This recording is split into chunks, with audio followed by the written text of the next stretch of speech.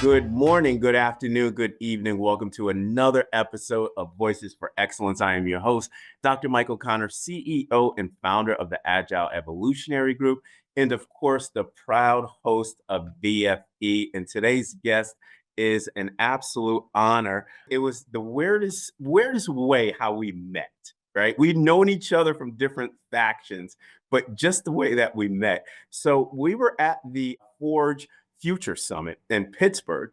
And the bus was transporting us, I forgot, to another destination. It was one of the site visits that we were going on. And I was just sitting randomly by myself. And this random guy just comes and sit next to me. And we just started talking. And the next thing you know, we have mutual friends. So I'm like, oh, okay. And I didn't put two and two together.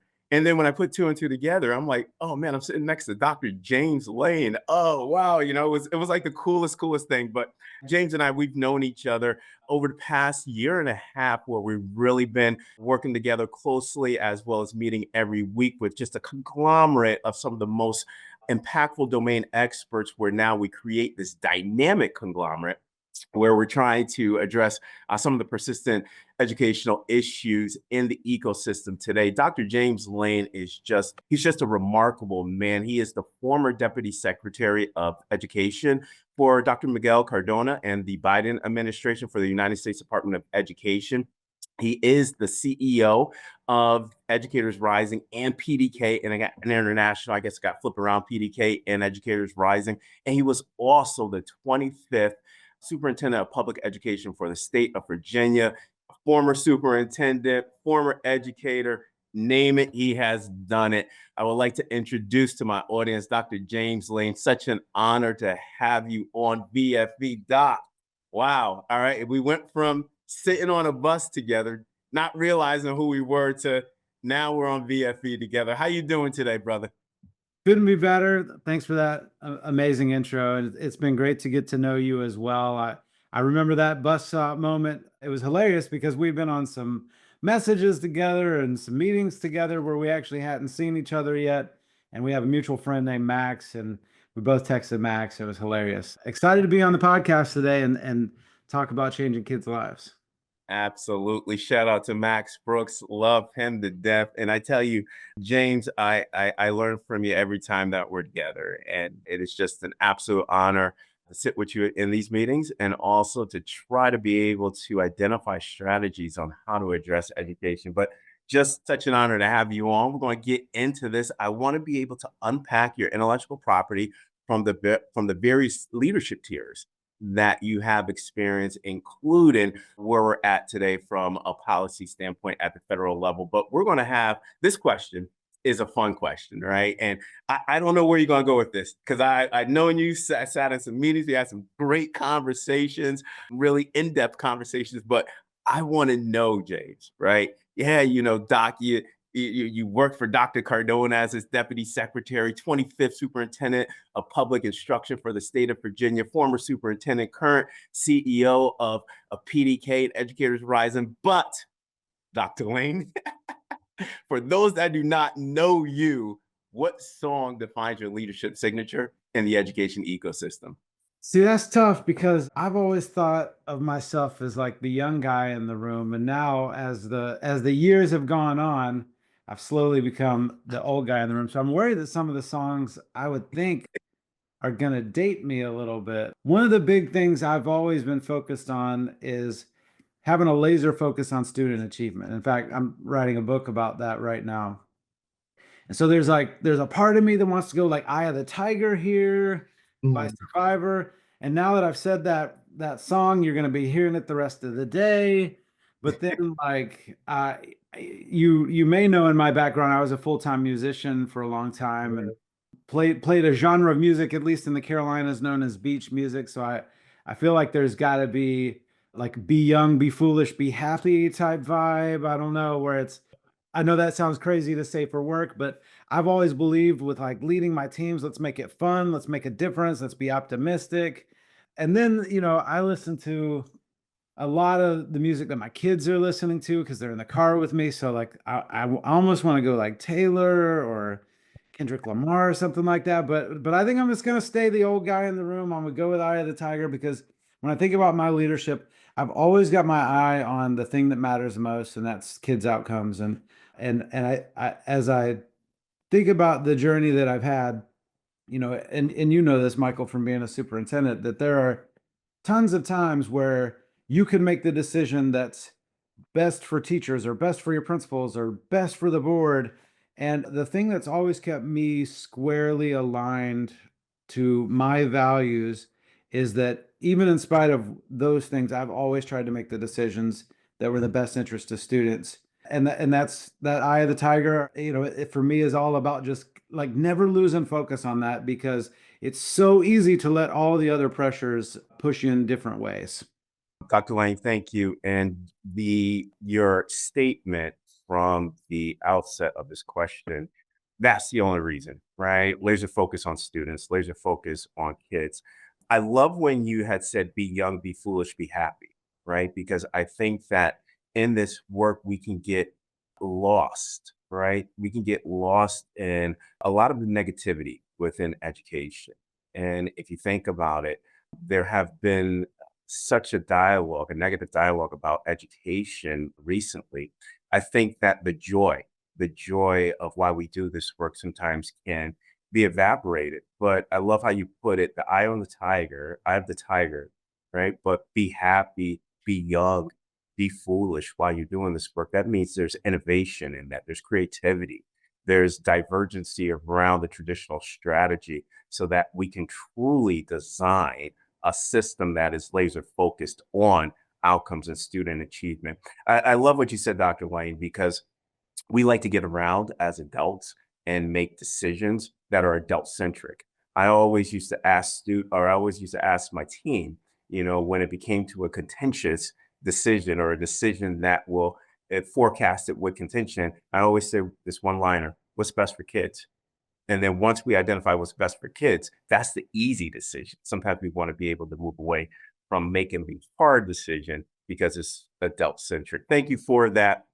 I want to get into your work now. Like I said, I'm on a part and parcel this from your work at the federal level, state level, superintendency, and then now your current work as CEO of PDK International and Educators Rising. But we're going to focus on that, right? Your current role as the CEO for PDK International and Educators Rising. First, what's the mission, right, or the core work of PDK and Educators Rising? And then second, underscoring your leadership, what is the strategic vision and outline to prepare students for the future of the world and future of work?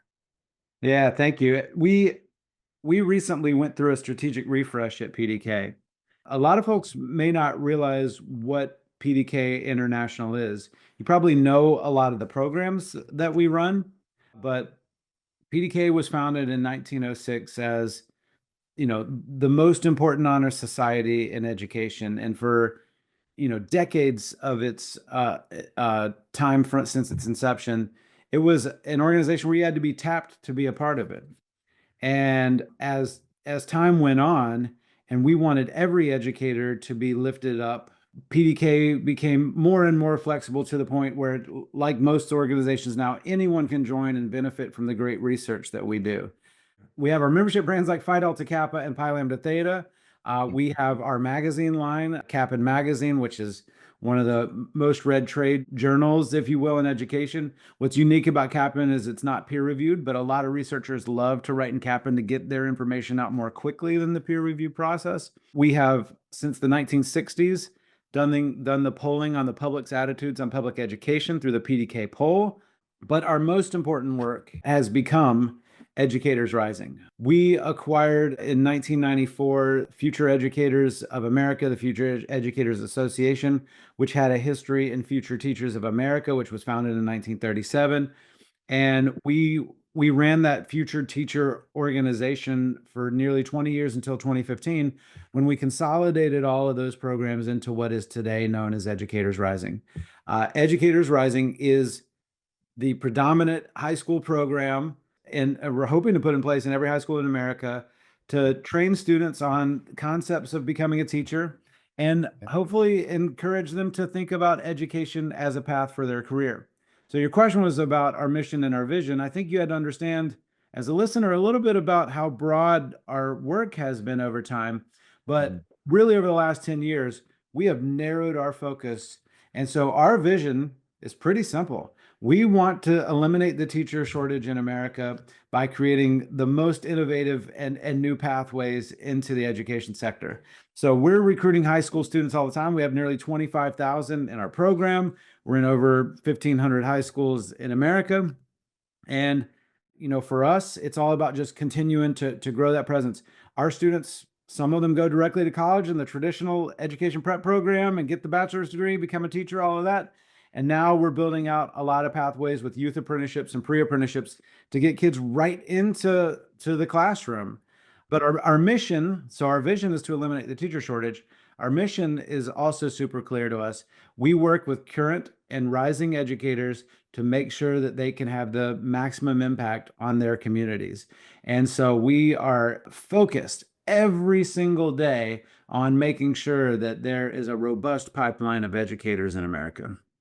Amazing, Dr. Lane. The work that you're doing with Educators Rising is just remarkable. I'm seeing the impact across the country. And then also, too, I can see and feel the Dr. Lane's leadership impact on that as well, because we're seeing much the conversation, right, in preparation with this.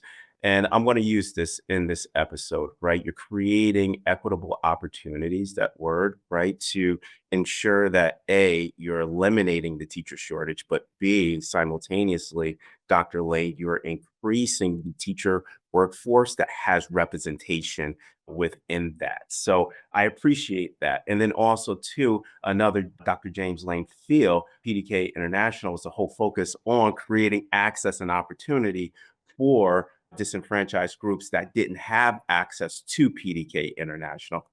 I truly appreciate that leadership explicit node that I can see explicitly of what you're doing with PDK International and Educators Rising. I hope we do. I hope we do eliminate the teacher shortage because, again, our kids need the best. And Dr. Lane, I know you're trying to address that because our students need high quality practitioners in front of them. Goes back to your first answer, which is that laser focus on student achievement. But an extended question, Dr. Lane, the PDK poll, right? You said that it measures the satisfaction of public education within the United States. Has that poll been released or a recent poll? And what's the data suggesting the perspective and the views of public education in America? Yeah, great question. With this focus on teacher shortages, we ask a lot of questions about that. And I'd be remiss in not saying putting high school programs in place is a huge piece of the puzzle, and we have a 12-step process that we believe is essential to building out in a pipeline in your community. And oh, by the way, 60% of teachers end up teaching within 20 miles of where they went to high school. So if you're not recruiting for teachers in your community, and you're thinking you're going to recruit a bunch of teachers from outside your state or outside your district, that's just not the way that it works. Ultimately, you're going to have to build a pipeline from your community, and that's absolutely essential. But that's not going to be enough. And let me be clear, and I'm going to flip to the public's attitudes on public education. It's not as though we don't have enough humans to teach. There are enough humans in this world to be educators. What we have a lack of is humans willing to teach, take on debt to do it, and make a paucity of salary and incentives for a career. And so in the PDK poll, when we first started polling on the public's attitudes about becoming teachers and teaching, 75% of Americans wanted their kids to become a teacher. That number has dropped to today only 40%. And in fact, it goes almost as far as to say 60% do not recommend their kids become a teacher. And so you asked about when the poll comes out and all that. It comes out in the fall of every year. So we just released the September polling.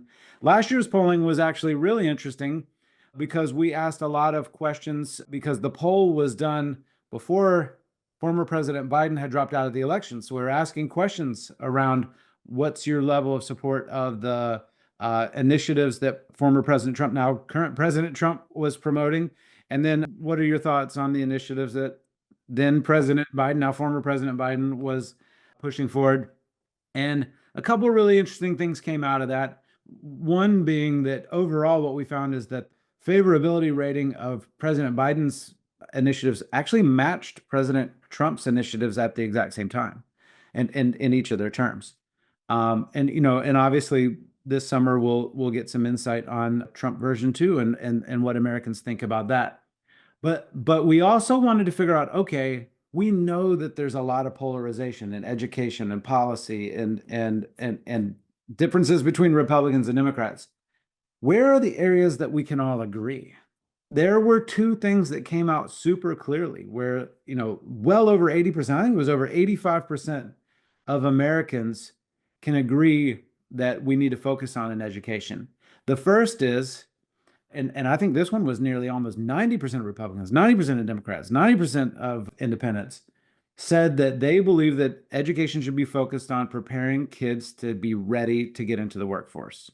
So workforce pathways, career pathways, a lot of the things we've been working on in recent years, and frankly, what Educators Rising is, a career pathway for teachers, these are essential across the aisle issues. The second, and unbelievably, it also is an area that we decided to focus on PDK in our strategic plan refresh, retaining and recruiting amazing teachers for the classroom. And what we know is teachers matter. If you don't have a great teacher in every classroom, or maybe even worse, if you have an ineffective teacher in a classroom for multiple years, you're never going to be able to have the outcomes with kids that you want. And so one of the big things that we think about from the polling is encouraging policymakers to think about those two areas and make them the core priorities, because it's what we saw very clearly the Americans want. And our polling isn't slanted. I mean, it is an exact mirror of the census demographics in the way that we control the sampling in our poll. All 50 states, all ideologies, all races are included in the polling, and this is what comes out, and that an overwhelming number of Americans want to see us focusing on careers and teachers. Compelling metrics, Dr. Lane. First, I always say this, that education should be apolitical. And when you identified those two focuses with metrics from all factions or all political parties agreeing that workforce readiness and retaining teachers or high quality teachers, recruiting and retaining high quality teachers, I just don't understand, and this is where I have cognitive dissonance, that if we focus on this, then why are these micro elements of polarization that we see across the country supersede what every American wants for public education, which is workforce or education, workforce readiness development, and recruiting and retaining teachers. So again, this is so compelling, Dr. Lane, because this is another question, where did we lose the focus? Because exactly what the data is suggesting, workforce readiness, workforce development and readiness, recruiting and retaining teachers, where did we lose the focus as a country? Because we see this overpolarization in local governance. We see now this level of politicizing education in a way that you and I, even when we were serving as superintendents, you at the federal level, we've never seen before. Where did we lose the focus? I don't know that educators lost the focus. I mean, throughout my superintendency, state superintendency, even federal leadership, I was always focused on the teacher shortage because I was laser focused, eye of the tiger on students. And you can't have a laser focus on students if you don't have a laser focus on making sure you have a great teacher in every classroom and making sure that you have great parent engagement side by side with that. And then we certainly were always thinking about building out new workforce pathways, but the availability of resources has been significantly shifting over the last decade. I mean, when I became a superintendent, we were on the tail end of ARA. And if you Yeah. remember the way that that money worked, when it was gone, we had to make a ton of cuts. Education funding didn't recover for almost a decade. And then you come out of COVID and obviously the school closures and what that caused for student outcomes. And this time the government decided to make a huge investment in education, and a lot of people have said, okay, this is the time where we can actually figure out and really invest in our workforce pathways in our schools. So I think that's been there. Now on the polarization, you know, I was a school leader and I didn't really work in the political side of education until I got to the state and the federal level. And what I see is politicians on both sides of the aisle making promises to voters. And a lot of people are talking about their agreement or disagreement with what's happening over the last month. But the one thing I would remind everyone is I don't think I've seen a single thing that the politicians didn't promise that they were going to do if they were elected. And so I don't know that they've lost focus on workforce pathways and recruiting and retaining teachers, because I think that's at the heart of any education agenda. But I think that after you get elected and you start as a governing, one of the first things that you can expect from any politician is that they're going to meet as many campaign promises as they can right away. And I think we're seeing that being fulfilled. Yeah, yeah. Thanks for that, Dr. Lane, for that clarity. Because again, we want to be able to unpack, people that have or leaders that have experience with this, and to bring out their expertise, analysis, and experiences for my viewers. So, but I want to talk about your tenure at the United States Department of Education. You were part of significant shifts regarding educational policy. So, as the former Deputy Secretary of Education, Dr. Lane, and reflecting on your tenure, what accomplishments are you most proud of achieving? And what are the persistent, and I want to focus on this word, instructional issues you wished there were more time to unpack surgically from a federal level? I didn't correct you the first couple times because I wasn't sure if it was going to be there each time, but my title was actually assistant secretary, and I was acting assistant secretary. I wasn't the deputy. The deputy has a slightly different role, but I was over the Office of Elementary and Secondary Education, Mhm. which put me squarely in charge of most of the K-12 programs at the U.S. Department of Education, outside of maybe CTE, which is in what we call OCTE, outside of special education, which, was the Office of Special Education Programs. Dr. Lane, you can correct me anytime you want, good brother. I led what they call OESE, Office of Elementary and Secondary Education. And there are a lot of things that I'm proud of. The American Rescue Plan was a huge project, and that was one of the core focus areas that I had when I first came to the department. I came there as to be a senior advisor to the secretary, and within a month was moved into the role of the leadership over OESC. In doing so, one of the first things I was focused on was reopening the schools. When President Biden took over, who was the president when I was in office at the U.S. Department of Education, when President Biden took over, I think a lot of people forget all of the schools in America were not open yet. And so it was a huge priority for President Biden and Secretary Cardona to get all of the schools in America open. And when they took over, everybody thought that was going to take a while. And frankly, after the passage of the American Rescue Plan and districts felt like they had the resources to meet that moment, schools were open within months of Secretary Cardona getting confirmed and the passage of the American Rescue Plan. And then when I took over at the U.S. Department of Education, I believe the American Rescue Plan was only 4% spent. There's a guy that's kind of famous in political circles named Gene Sperling, who was also over the kind of the broader American Rescue Plan. And I remember him calling me and saying, "Hey, you got to figure out what's going on. We got to make sure districts are putting this money to work on behalf of Americans." And so I made it a goal to really, in my first few months in office, really dig in, call district superintendents, call state superintendents, and get them moving not only on opening school, which we basically had completed by that point, but making sure that they were thinking about academic recovery. They weren't sitting on this money so that we didn't have a decades long recovery from this pandemic. This funding was intended to be an infusion to get students back on track immediately. And one of the things we found is that, basically everybody had a tutoring program, but kids were getting about 30 to 40 hours a year of tutoring. And what the research out of Harvard was saying is we really needed upwards of like 100 hours a year, which, amounts to about 3 hours a week of tutoring. And so we knew that districts were doing the right thing. They just weren't doing it on the scale necessary to make a difference fast enough. So we pushed really hard in that first year when I was there to get a lot more academic recovery work happening in our districts. And I was proud to say that, I think almost a year later, that went from being 4% to 40% spent. When I left office, everything was on track to be fully spent. And, we gave some extensions for special circumstances or whatever after I left. But all in all, that was a huge project. But there's a nuance of that that not everyone knows is that the American Rescue Plan had maintenance of equity and maintenance of effort provisions in it.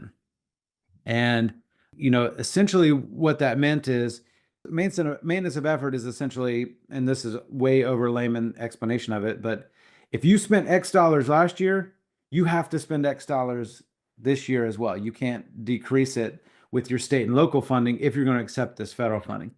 And then maintenance of equity was essentially saying, okay, if you are X percent of the, and again, this is an over layman's explanation. This is not, but essentially what it said is if you were X percent of your state's budget, you have to be X percent of your state's budget this next year. So if the state budget went up 5%, and then education better go up 5% too. And basically what we were trying to say is we wanted to avoid what happened during ARA, and we wanted to make sure that schools weren't getting this huge infusion of money, but then going to be cut on the back ends and have more issues with student outcomes later. And not a lot of people know that we really held states, feet to the fire on those funding provisions. And it ensured that we protected millions and millions, if not billions of dollars to ensure that our schools had the resources they needed to recover from this pandemic. And so that's a long one, but there was just a lot of what was going on in the American Rescue Plan. And then the last piece that I'll say is, unfortunately, we dealt with a lot of school violence issues and school shootings during my time in office. And actually, OESE had the crisis recovery unit in my office. And whether it was floods or shootings or whatever, I was part of the team that helped to think through how we were going to help districts recover from those issues. And after the shooting in Uvalde, Congress passed the Bipartisan Safer Communities Act, which eventually came to OESE, my department for leadership. And one of the things I'm most proud of is there's a lot of ways that those dollars could have been delivered, but I was adamant. Schools need this money now. We've really got to make a difference now. And we really created, in my mind, one of the more seamless processes to get those dollars out and make a difference right away. I mean, there's a lot of other policy pieces that I could talk about at the U.S. Department of Education, but having been a superintendent over the last decade, funding was just such a big deal. And we were able to make huge strides in funding. President Biden, at least at the time, gave the largest increase in the history of the Title I program. And so, there was just a lot going on to kind of shore up the financial situation of school districts coming out of the pandemic, because there was a lot of fear that, budgets were going to face some really drastic reductions. And we were able to use Congress's rules to protect our students from having major funding decreases. Dr. Lane, thank you for your work. Going back to a story when I was a superintendent, my state commissioner of education was Dr. Miguel Cardona. And during that time, his leadership as a superintendent for me and working directly with him as the state commissioner, he did an absolutely phenomenal job leading us during that time.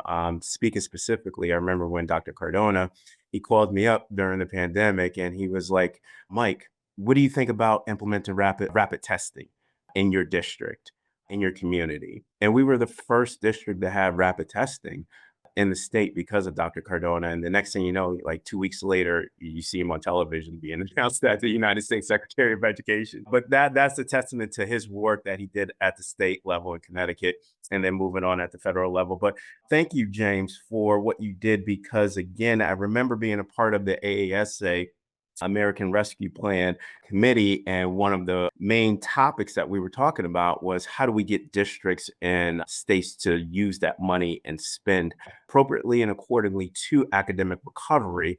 Specifically, I loved how you focused on 100 hours of tutoring. I referenced back to the research. 300 hours of high quality instruction can improve student achievement by 2 standard deviations. But with that recovery piece, I wonder what the research hours would say with that. But thank you for that because you brought that superintendent lens around, hey, these are resources to be able to help your community or your school district to get to the quote unquote pre-pandemic levels with that. And then I love the statement where you said schools need the money now. Yes, yes, that's bringing the superintendent lens to that. So I want to move on and segue around AI and emerging technologies because Dr. Lane, I know you have a strong intellectual property or a thread within your IP regarding this topic, but the intersectionality, right, between these emerging technologies and education. Again, I like to say, like you stated, right, bipartisan for global competitiveness. So, from your perspective, what ideas and innovative initiatives can bridge the digital divide with our current operating model in education, the standardization, the traditional elements that we continue to underpin, and the realized environmental economic trends that we're seeing? How do we now ensure that we are preparing students for this workforce readiness, where we have to change or reimagine some of these traditional nodes to be in alignment with our broader economic demands? So, what do you see from this perspective? How can we truly underscore innovation in that context? I mean, there are precursors to innovation, and we've been talking about broadband for a really long time. And sometimes I get this feeling like folks perceive that the broadband work is done and that every American has ubiquitous access, to the internet. And it's just not the case. I mean, I live in the suburbs of Richmond, Virginia, and if my internet at home went out, the cell phone signal at my house would not sustain my ability to do what I need to do for my family and for my kids' schoolwork and for everything else. And that's 20-25 minutes outside of Richmond. You go another 25 minutes to more rural areas, and it can be difficult. I can remember when I was superintendent in Goochland, and this has been a while now, but maybe 2011, 2012, I was looking for houses, and I called a real estate agent, and the first thing they asked me was, "Do you want a house with internet or not?" And I was like, "What do you mean with internet or not? Of course I want the internet." And so I started looking into this issue, and a lot of people call this the last mile or whatever, but I think that you cannot participate in today's economy without the internet. Like water and electricity and everything else, it's absolutely essential. And when I see what's happening with AI and emergent technologies and the innovation that's happening, it's Mhm. absolutely essential that you have access to these tools. And I mean, a lot of people talk about AI in terms of efficiency, but in this day and age, it's going to become essential to have access to the same knowledge that everyone else has to compete in the market, no matter what your business is, whether you run a barbershop or you run, an international company focused on future teachers. And so that's a big piece to me. And then the other thing I would say is AI is still burgeoning. I mean, I know people, which, if somebody's listening to this podcast 5 years from now, they're not going to believe that I said this. I know people that haven't used AI yet, right? Right? Yeah. And I mean, maybe they have their ALEXA, which, is probably one of these in this house, so I won't say it, but maybe they've used that. But when I think about the power of, I was doing some work yesterday. I prompted 2 or 3 questions that saved me what would have otherwise taken me 3 or 4 hours of research. And I just think that when I think about the power of what that's going to do in education, we have got to get ahead of making sure that our teachers are thinking about teaching our students the Yeah. best ways to prompt and use these tools, yet be discriminating around whether the information is factual or from primary sources, or is spelled out in the same way, or that the language model that they're using isn't too old, or all of these different facets that are going to go into this. And so AI literacy and AI ethics, I think, are going to be way more important than what the actual technology does, because you're going to have to be thinking constantly about how to navigate in a world where access to almost any question in the world that you want is at your fingertips. As Americans, we have to make sure we're developing critical thinking as the primary skill that kids have when they graduate school, because critical thinking is going to be essential to navigate this new world. There has to be there is a precursor for innovation. And I think that we need to truly understand, right, what that precursor or that pretext is with that. I loved how you said that the internet and technologies is absolutely essential. I am saying, and my keynotes, domestically and internationally, Dr. Lane, is that AI, emergent technologies, is becoming I like to say, the ubiquitous utility that we cannot live without, right? There's new research, Dr. Lane, that states that an individual encounters with some type of technology and AI every 3 seconds of their life.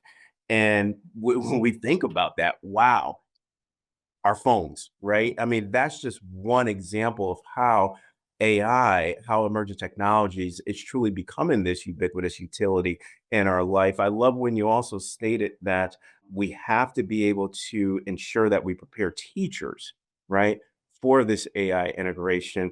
Dee Lanier and Ken Sheldon came out with a great book that focuses on AI ethics and AI literacies as well. And to my audience, to underscore what Dr. Lane is stating, how it's becoming absolutely essential since the pandemic, we have seen a 74% increase of new AI focused jobs within our global economy. Moreover, we're seeing now 50% of industries are incorporating some form of an intelligent system as a core operator or core lever within their organization. So again, when we go back to workforce readiness, we have to keep in mind these emerging technologies. Now, Dr. Lane, this is a pretty much an extension from your answer as a question, right? This oxymoron, I don't know. But when you think about this, around this urgency, strategic urgency of transforming our model, I've created this framework that's called the 22nd Century Systems Learner Framework. It underscores to prepare students or prepare learning organizations for the 22nd century. Dr. Lane, when I talk about this, people don't look at me like I have 10 heads, but I want to remind you of your sentiment that you stated in 2016. I went back, Dr. Lane, I did my homework. 2016, you stated that the education ecosystem should embrace and examine technology in education. When we think about that, that is such an outlier, stark outlier, is aligned to kind of like this forecast. I'm saying that we have to create our business model, education model, undergirding 22nd century elements and tenets so that we can prepare students for the workforce. But looking ahead, what do you believe will be the next essential step to successfully guide American education through this holistic digital transformation process for a 22nd century learning ecosystem? When I think about that statement in 2016, a lot of folks at the time thought I was talking about hardware, and that it was all about, we got to get kids devices and all of that. And we were focused on getting more devices in schools. 2016 was about the time that I came to Chesterfield, and the superintendent before me had gone with one-to-one Chromebooks all throughout the district. And actually, at the time, I was focusing on, I was trying to get the board to invest in a learning management system, and that ended up happening, of course. And a couple years later, when COVID hit, you know, all those people that really pushed back on having a division-wide stratified learning management system realized that Chesterfield was much better prepared for that moment, because we had been implementing these systems in place forever. And that's when I think about leadership as an education leader. My job is to make sure that the systems and the conditions are right for success in the school district. And so when I was thinking about technology, I always called it the three-legged stool. There was you have to have access to the internet for anywhere, anytime learning, so that everyone has the same opportunity to gain access to the same information and at our fingertips. And then you have to have certainly a device to access that information. And then you have to have a curriculum or management system or way to deliver instruction in an internet-based world where kids have access to the tools and resources that the teacher provides. And that changes. And in 2016, these were novel ideas, but now that changes the game for what parents have access to. If I in 2016, I couldn't just log in and know every single grade that my student had, or even be able to see every single quiz, so that I could be activated as a parent to help my child. Now, that's pretty much every parent in America knows exactly what's going on in their kids' class on a day-to-day basis. They have email and other channels to get access to their teachers. And so what's interesting is that part of the 22nd century shift is we had to get these resources and tools in place to make sure kids and teachers were prepared for the modern economy. But there's two pieces to go forward from here. One is we might have gone too far, and kids were using the hardware side of what we were talking about in innovation too much. And you know, we've seen the anxious generation and kids addicted to phones and the big push to Yeah. try to get phones out of schools. But then we need to balance that with this, ubiquitous access to information.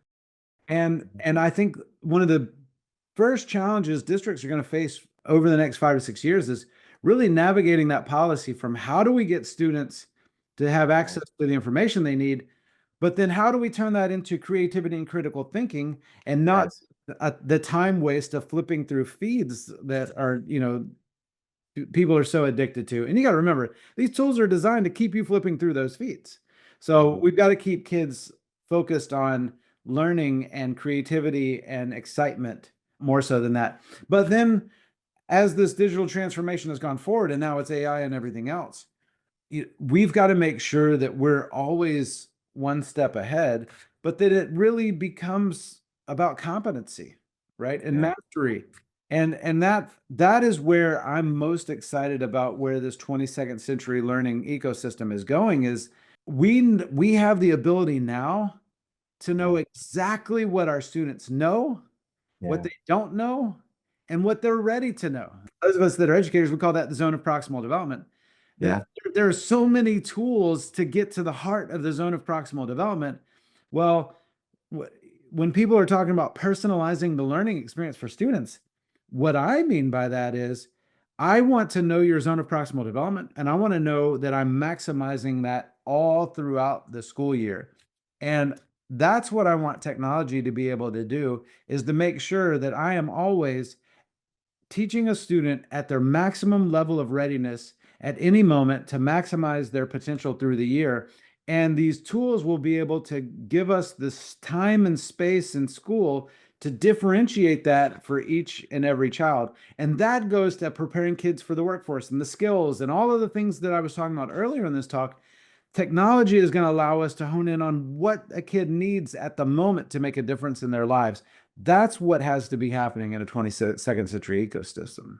To my audience, Dr. Lane, we use this, I say this every episode, we use this as an asynchronous professional learning tool for educators. And for my audience, that is an answer that you want to unpack. Again, that Dr. Lane stated, he highlighted multitude of a variety of different strategies specifically. I really love the themes, right? The themes of creativity as well as critical thinking.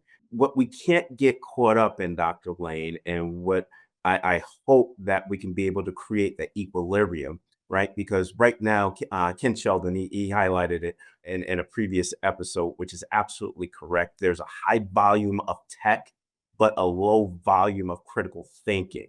How can we now have that equilibrium with the volume of tech and AI and to develop the essential skills of critical thinking? And then now when we think about 22nd century learning, it goes a step beyond, which is quantum thinking, because we just welcome Generation Beta on January 1, 2025. I love this whole aspect, the focus of the zone of proximal development, because again, with AI now, I think that we can be able to have these reverse outcomes from an old study, 1985, Benjamin Bloom, when he talks about the two sigma problem.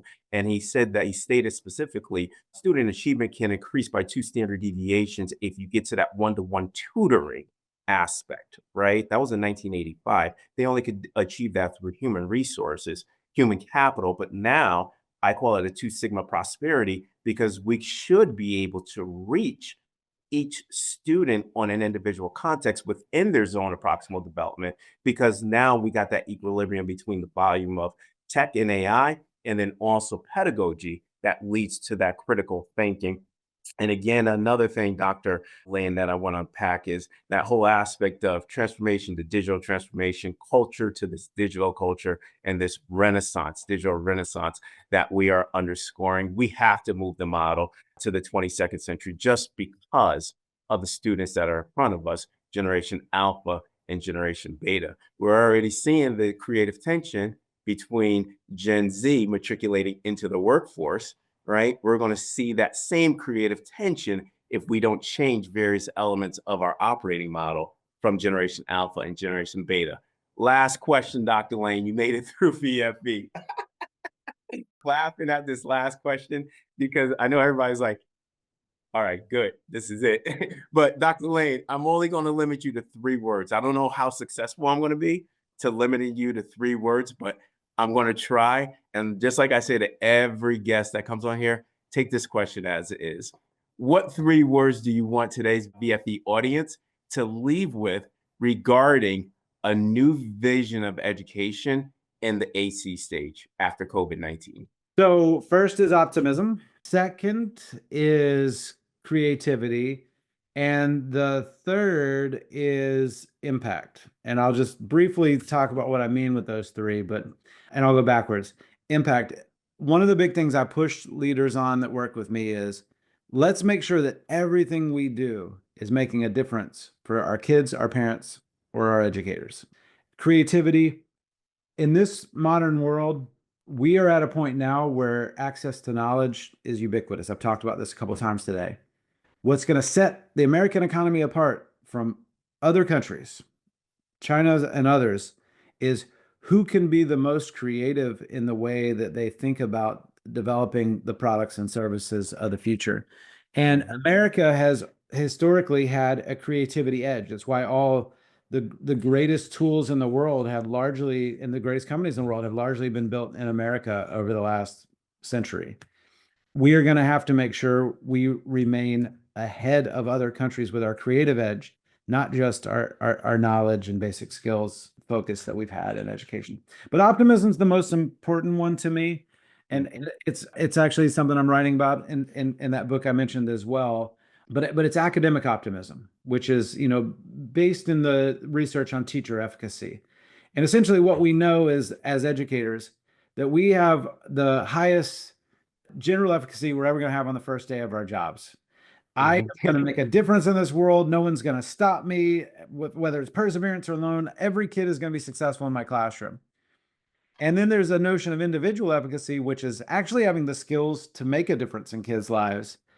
And what happens is, over a 30, now hopefully not, but 40-year career, hopefully you don't have to work 40 years is more what I mean. We would love to have all of our teachers 40, 50 years. But over a 30, 40, 50-year career, we know that our educators get much better every day. Mm-hmm. But what happens in a 30, 40, 50-year career is that teachers begin to believe that other factors matter more than themselves and the outcomes of students. So on that first day on the job, I'm going to make a difference. I'm going to do everything. As the career goes on, well, Johnny didn't succeed today because some factor comes into play, or so and so has to work 2 jobs after school to support the family along with his or her mom, or the mom has worked 3 or 4 jobs and can't support the child at home every day, and all of these other factors get perceived as being more important to the students' outcomes than actually what we're doing in the school. And what I'll tell you is, a teacher that remains academically optimistic is a teacher that believes no matter what all of these other factors are, I'm going to make a difference with this kid today. Yeah. And again, if for no other reason than perseverance alone, that teacher with high academic optimism will outperform the other teachers in their school on the whole around the nation. And so our job as leaders is not to do this professional development to make sure they have the latest technique in teaching, math, whatever. Our job is to make sure that our teachers believe that what they're doing matters more than anything else so that they can make a difference with our kids. Absolutely, Dr. Lane. Impact, creativity, optimism with a level of expansion, academic optimism. And I tell you by your answer, Dr. Lane, you gave me a new, fresh perspective on the focus of efficacy. Dr. James Lane, CEO of PDK International and Educators Rising. Dr. Lane, if I'm a superintendent, leader, state leader, educator that wants to learn more about PDK International, as well as this career pathway that Educators Rising is impacting education holistically in the United States, how would I be able to get in contact with you? Million different ways. You can hit me up on LinkedIn or X, Twitter, whatever I'm supposed to call it now. You can email me directly, but anything you want to know about us is on our website, pdkintl.org or educatorsrising.org, and we'd love to share more about the work we're doing and help you make a difference in your community. Dr. James Lane on VFE. Thank you so much for taking time out of your busy day. I'm sure we got a call next week. So I'll see you on the call next week. And again, we'll continue to banter about education and see how we could continuously improve this model for the students and the families that we serve. But thank you for all that you do, James. Absolutely. Great to be with you, Dr. Connor. Thank you so much for having me. Absolutely, Dr. Lane. And on that note, onward and upward, everybody. Have a great evening.